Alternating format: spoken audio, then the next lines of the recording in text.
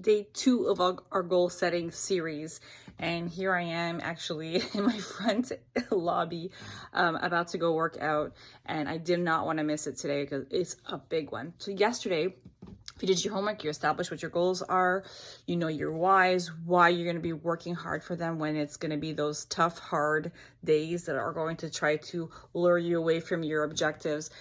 So now we've got that going on. How do we keep ourselves motivated? One of the biggest things I hear is I lose motivation. I'm no longer motivated. I can't stay motivated. And motivation is a little overrated because it gets us started, but it doesn't help us stay on track.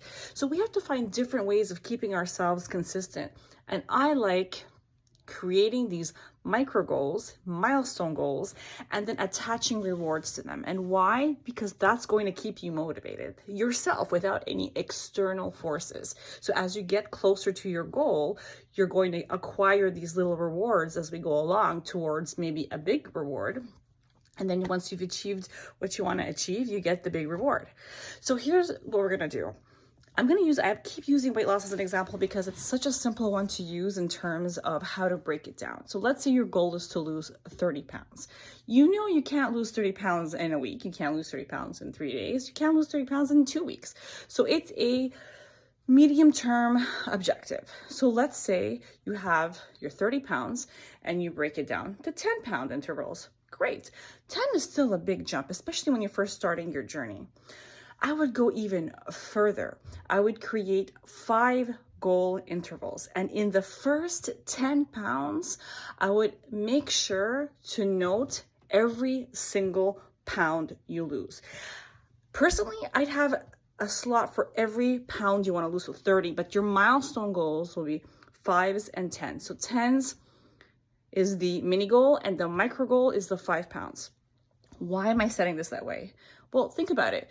We kind of get discouraged sometimes. We'll work super hard. At the end of the week, we've only lost 2 pounds. We're like, oh my God, I worked so hard, it's only 2 pounds. But that's 2 pounds closer to your goal. That's how you have to see it. And this is why you have to track it somewhere where you can see it, where you can cross something off as you get closer to your goal.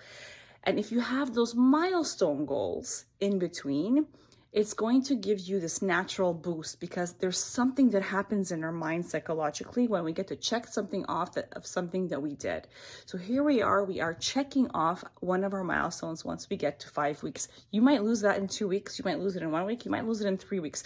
But whatever the case, once you get there, you could check it off. There's something that happens that propels us forward every time we accomplish something that we've set as a goal. So that's your micro goal, your mini goal, your micro goal. So the 10 pounds, the 5 pounds in between. It could be anything you want it to be, but it has to be these stepping stones to your bigger goal. And your biggest goal is the 30 pounds. Now the reward system, this I love. So we have to get away from rewarding ourselves with just food, especially if weight loss is your objective. Things like getting your nails done, maybe a spa day, getting your hair done, maybe buying a new outfit, maybe getting a new pair of running shoes, maybe it's having a get together with friends or whatever it is, especially when you're busy. That's a reward to yourself, taking that time for yourself, maybe taking a day and taking a day trip somewhere or a weekend away. So in this sense, I'm going to use again the 30-pound goal. My big goal is 30 pounds. At the end of the 30 pounds, I'm going to do a boudoir shoot. That's a little gift to myself, giving you as an example. But in between to get there, my milestone goals will be, I could have a full-on outfit that I'm going to buy, a new pair of running shoes, and let's say the other 10-pound goal will be a spa day. Okay. And then my 5-pound goals is something else. Like I can set whatever it is, but whatever it is, you have your milestone goals, you have it written down what your reward is, and it doesn't have to be a massive reward. It doesn't even have to be a reward, but for sure, I encourage you to have a reward for your milestones. So let's say 30 pounds, those 10-pound marks, definitely have something there.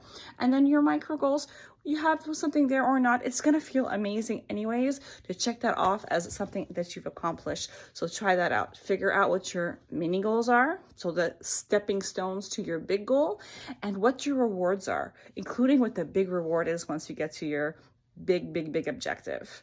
Try that. Mention in the comments if ever you would like to, or if you're in my group, mention in the group what your milestone goals are and what your rewards will be. And if you need help with that, you let me know too.